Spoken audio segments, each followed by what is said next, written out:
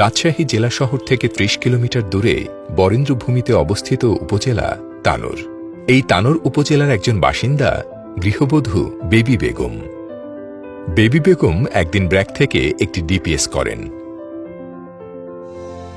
DPS করার মাত্র ৩ মাসের মাথায় তিনি দুঃখজনকভাবে মৃত্যুবরণ করেন।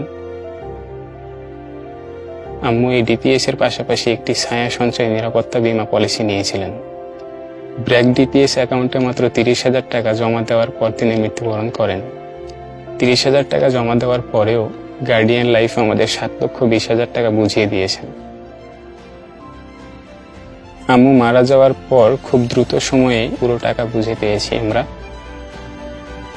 আব্বু আমাদের ২ ভাইয়ের ভবিষ্যতের জন্য সেটা রেখে দিয়েছেন। আম্মু চলে যাওয়ার পরেও মনে হচ্ছে তিনি এখনো আমাদের ছায়া হয়েই আছেন। ছায়া হয়ে থাকার মহান প্রতিজ্ঞায় কাজ করে চলেছে গার্ডিয়ান লাইফ ইন্স্যুরেন্স লিমিটেড।